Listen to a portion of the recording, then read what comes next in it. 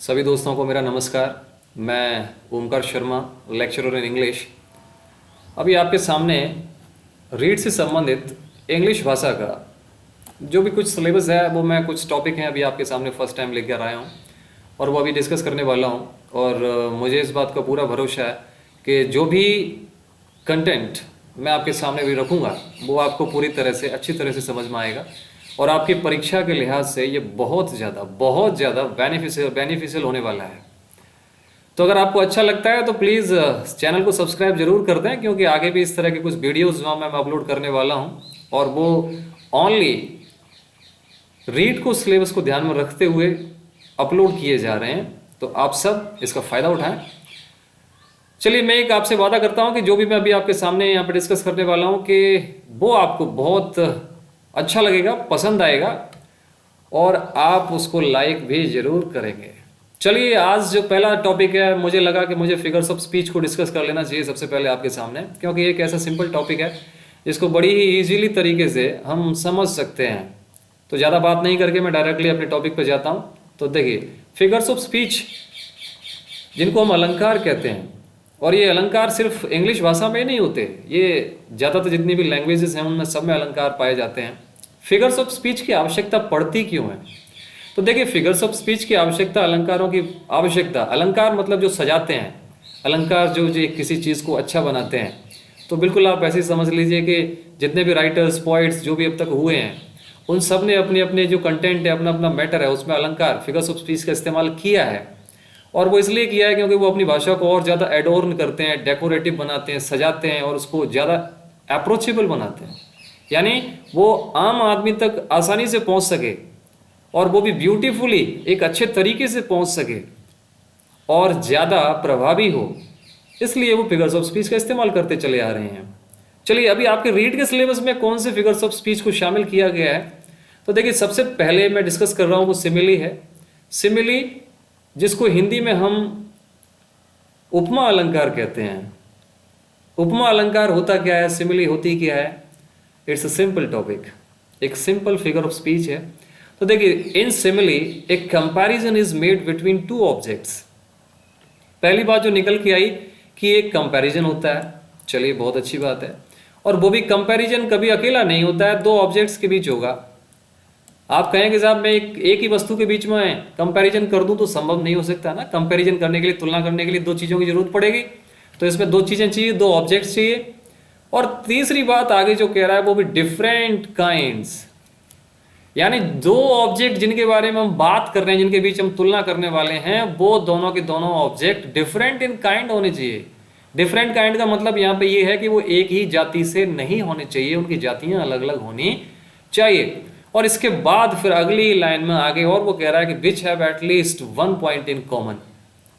दो ऑब्जेक्ट जिनके बारे में हम अभी डिस्कस करने वाले हैं, उन दोनों पॉइंट्स में, यानी उन दोनों ऑब्जेक्ट्स में कहीं ना कहीं एक पॉइंट कॉमन होना चाहिए जो कि उन दोनों के बीच में समानता रखता हो।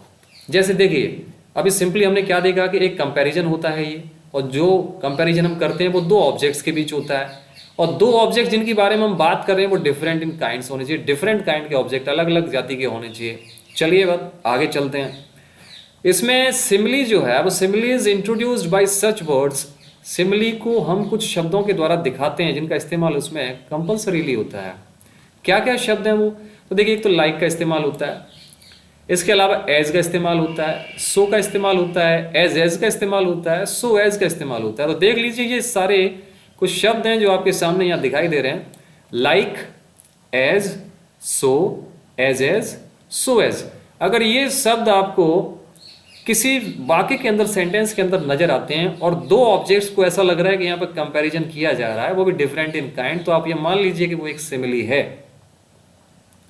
पहचानना बहुत आसान हो जाएगा, टेंशन नहीं लें। आगे थोड़ा सा और देखिए, आगे ये कह रहा है कि द टू ऑब्जेक्ट्स और events compared must be different in kind. ये बात अब हमने देखी थी कि दोनों के दोनों ऑब्जेक्ट जो है डिफरेंट इन काइंड होने चाहिए, अलग अलग जाति के होने चाहिए। और आगे देखते हैं क्या कहता है। Comparison between objects of the same kind. Same kind के जो ऑब्जेक्ट होंगे वो सिमिली नहीं कहलाएंगे। तो comparison between objects of the same kind is not a simile but a simple comparison. ये बात आपको दिमाग में रख लेनी है कि जब एक ही जाति के दो ऑब्जेक्ट्स के बीच में आप समानता करेंगे, कंपैरिजन करेंगे, तो फिर वो सिमिली नहीं कहलाएगी बट एक सिंपल कंपैरिजन कहलाएगा। कैसे कहलाएगा? तो इसका एक उदाहरण के जरिए हम इसको आसानी से समझ सकते हैं। पहला एग्जाम्पल यहां पर देखिए, the girl sang like her mother. अब यहां इस वाले सेंटेंस में आपको दो चीजें दिखाई दे रही होंगी, एक तरफ तो लड़की है और दूसरी तरफ उसकी मम्मी है, her mother.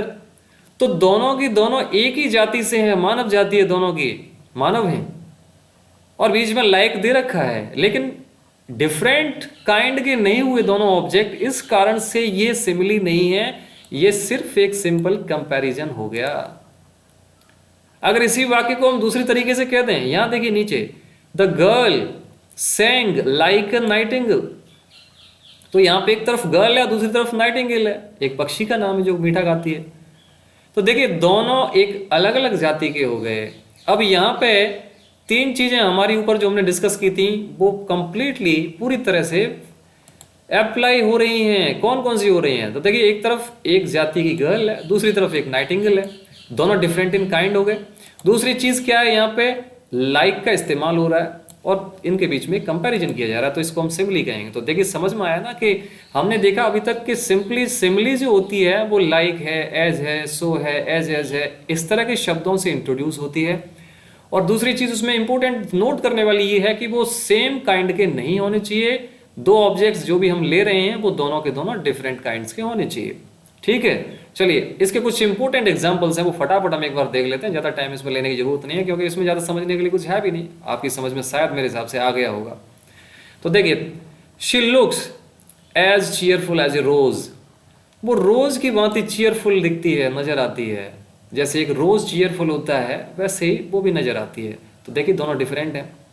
Life is like a bed of thorns, तो बेड ऑफ थॉर्न्स कांटों का बिस्तर, कांटों की शैया कह लो। तो लाइफ को यहाँ पे बेड ऑफ थॉर्न से कंपैरिजन किया गया है, तो यहाँ पे एक सिमिली है। ऐसे loose clouds like earth's decaying leaves, ये जो लाइन है ये शैले के ode to the west wind से ली गई है, काफी इंपॉर्टेंट है, और यहाँ पे ब्यूटीफुल सिमिली का इस्तेमाल किया गया है। जो लूज क्लाउड्स होते हैं, लूज क्लाउड्स का मतलब यहाँ पे बादल जो इधर उधर बिखरे हुए होते हैं उनके लिए इस्तेमाल किया गया है। तो लूज क्लाउड्स को लाइक के साथ में किधर है, अर्थ डिकेइंग लीव्स, जो डिकेइंग लीव्स होती हैं उनके साथ कंपैरिजन किया गया, तो यहाँ पे एक सिमिली फिर से है। अगला एग्जांपल भी सेम उसी पोयम से ही है, ode to the west wind. यहाँ पे कहा गया है the winged seed where they lie cold and low, each like a corpse within its grave. तो देखिए यहाँ पे विंग्ड सीड का इस्तेमाल हुआ है, अंकुरित बीज।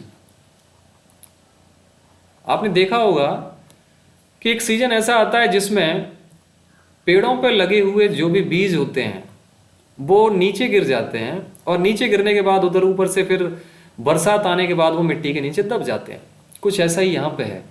तो जब वो विंग्ड सीड हैं जो नीचे दबे हुए हैं मिट्टी के, लाई कोल्ड एंड लो, ठंडे और नीचे दबे हुए हैं, और वो भी किसकी भांति, ईच लाइक ए कॉर्प्स, मानव के शव को कॉर्प्स कहते हैं। तो जैसे हम किसी ग्रेव के अंदर किसी शव को दफनाते हैं, नीचे दबा देते हैं, वैसे ही विंग्ड सीड नीचे दबे हुए हैं, लाई कोल्ड एंड लो। देखिए कितनी ब्यूटीफुल सिमिली यहाँ पे इस्तेमाल की गई है। ठीक है, चलिए आगे एग्जांपल और देखते हैं। I wandered lonely as a cloud, ये आपका वर्ड्सवर्थ का है। I wandered lonely as a cloud.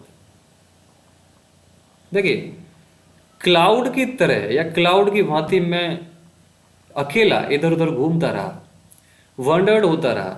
तो यहाँ पे देखिए कितना क्लाउड के साथ में वो खुद को कंपैरिजन कर रहे हैं, वर्ड्सवर्थ। अगला देखेंगे, look like a flower but be a serpent under it. ये शेक्सपियर के एक प्ले से है, तो वो उसमें कहा गया है कि लुक लाइक ए फ्लावर, एक फ्लावर की भांति अपने चेहरे को बना के रखें, सामने से फूल नजर आए लेकिन इसके पीछे सरपेंट बने रहे हैं, सर्प बने रहे हैं। बात समझ में आ गई होगी, सामने से चेहरा खिलता हुआ नजर आए और उसके पीछे कुछ और हो। तो देखिए कितना अच्छा यहाँ पे सिमिली का इस्तेमाल किया गया है। She is as beautiful as the moon, वो इतनी सुंदर है जितना कि चंद्रमा। अब ऐसा हो तो नहीं सकता है, लेकिन हम क्या कर रहे हैं कि किसी की क्वालिटीज को ट्रांसफर कर रहे हैं किसी दूसरे ऑब्जेक्ट में, तो यही यहाँ पे हो रहा है। उसको चंद्रमा से कंपैरिजन किया गया है कि वो चंद्रमा की भांति सुंदर दिखती है।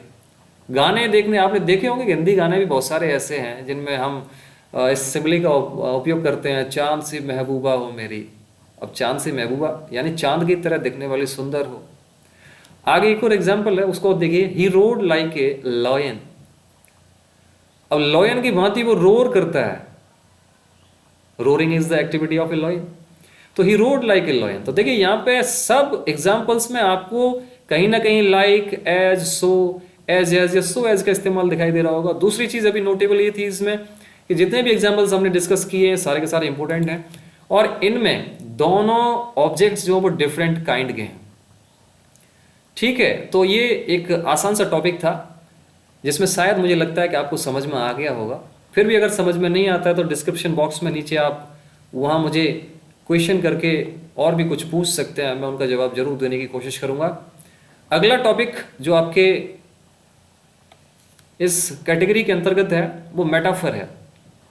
अब देखिए हमने अभी सिमिली पढ़ी जिसको उपमा अलंकार कहते हैं, मेटाफर जिसको हिंदी में हम रूपक अलंकार कहते हैं। दोनों में कुछ कुछ समानता है लेकिन दोनों में असमानताएं भी बहुत हैं। तो देखिए इसमें क्या कहा गया है, दोनों ही कंपैरिजन के काम आ रहे हैं। उसमें भी हम कंपैरिजन कर रहे थे, इसमें भी कंपैरिजन कर रहे हैं।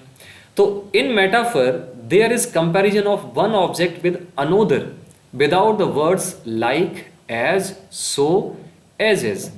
अभी हमने देखा था कि सिमिली में हम उन शब्दों का इस्तेमाल कर रहे थे लेकिन मेटाफर में इन शब्दों का इस्तेमाल नहीं किया जा रहा है। ये एक डायरेक्ट कंपैरिजन है, यहाँ पे हम सीधा कंपैरिजन कर रहे हैं और इनमें like, as, so, as, so, as का इस्तेमाल नहीं किया जाता है। इसको आप अपने दिमाग में रख लें, बाद में कंफ्यूजन होने की जरूरत नहीं पड़ेगी।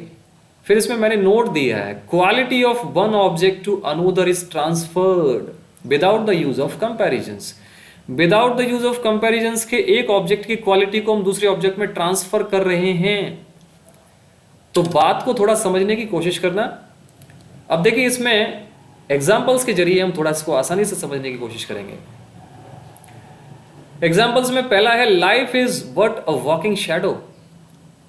लाइफ है एक वॉकिंग शैडो की तरह, लेकिन यहाँ की तरह नहीं दिखाया गया है ना, लाइक शब्द का इस्तेमाल नहीं है, यहाँ पे एज का इस्तेमाल नहीं है। Life is like a walking shadow, अगर लाइक लग गया तो वो सिमिली हो जाएगी। यहाँ लाइक का इस्तेमाल नहीं है, तो डायरेक्टली ये क्या है, एक मेटाफर हो गया, एक डायरेक्ट कंपैरिजन है जो कि हमारा मेटाफर कहलाता है। Life is but a walking shadow.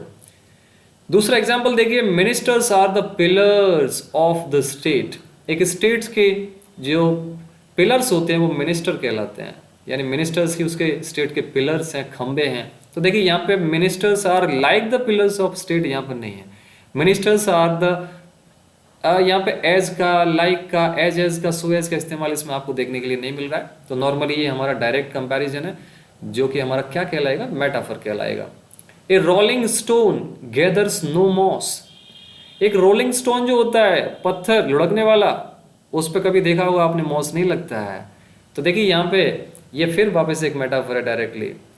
Shivaji was the lion of the field. Shivaji जो था वो फील्ड का लॉयन था, शेर था। तो यहाँ पे भी वापस Shivaji was like the lion of the field नहीं है, यहाँ पे Shivaji was the lion of the field, एक डायरेक्ट कंपैरिजन का इस्तेमाल किया गया। आई see a lily on thy bro. अब देखिए लिली को ब्रो पे देखना, यानी हम डायरेक्टली कह रहे हैं कि आपकी ब्रो जो है लाइक ए लिली, ऐसा होगा। लेकिन यहाँ पे लाइक का इस्तेमाल नहीं है, इसलिए इसमें I see a lily on thy brow. अगला देखिए, O wild west wind thou breath of autumn's being. Wild west wind, ode to the west wind से लिया गया है शैलेके से। यहाँ पे वापस देखिए एक डायरेक्ट कंपैरिजन का इस्तेमाल किया गया, मेटाफर है यहाँ पे, O wild west wind thou breath of autumn's being. तो देखिए हमने दो चीजें अभी यहाँ पे डिस्कस की हैं, एक मेटाफर और एक सिमिली। दोनों के दोनों कंपैरिजन के काम आ रहे हैं। दोनों में समानताएं क्या हैं, असमानताएं क्या हैं, ये एक बार हम डिस्कस कर लेते हैं। तो देखिए समानता दोनों में ये है कि हम कंपैरिजन कर रहे हैं।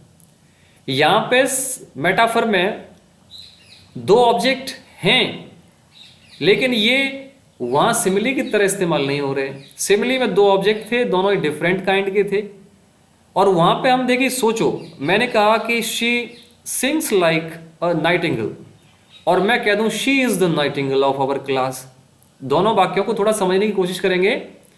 मैं कह दूं कि she sings like a Nightingale, तो उस नाइटिंगेल की तरह गाती है, यानी मैं उसकी क्वालिटीज को उसकी तरह बता रहा हूं। लेकिन अगर मैं मेटाफर में ऐसे कह देता हूं she is the nightingale of our class, तो देखिए कितना अंतर आ गया। हम उसकी पूरी क्वालिटीज को 100% ट्रांसफर कर रहे हैं उसमें कि वो हमारी क्लास की नाइटिंगेल है। तो की तरह दिखना और है में बहुत अंतर हो जाता है, यही इन दोनों में विशेष अंतर है। चलिए मैं थर्ड टॉपिक है हमारा पर्सोनिफिकेशन, वो अगले वीडियो में लेता हूँ, क्योंकि अभी ये थोड़ा सा लंबा ज़्यादा हो जाएगा, 15 मिनट का हो चुका है। और अगर आपकी समझ में नहीं आता है तो मुझे कमेंट बॉक्स में कमेंट करके आप पूछ सकते हैं। इसमें कोई ज़्यादा समझने वाले परेशान होने की ज़रूरत नहीं, दोनों ही बहुत सिंपल टॉपिक हैं। आगे मैं जल्दी ही इसको कवर करूंगा, और बहुत जल्दी ही आपके जितने भी figures of speech, literary term से संबंधित जो भी टॉपिक हैं, मैं उसको बहुत जल्दी कंप्लीट करके आपके यूट्यूब पे अपलोड कर दूंगा। आप चैनल को सब्सक्राइब कर लें, पसंद आए तो इसको लाइक भी ज़रूर कर दें। जय हिंद, जय भारत, धन्यवाद।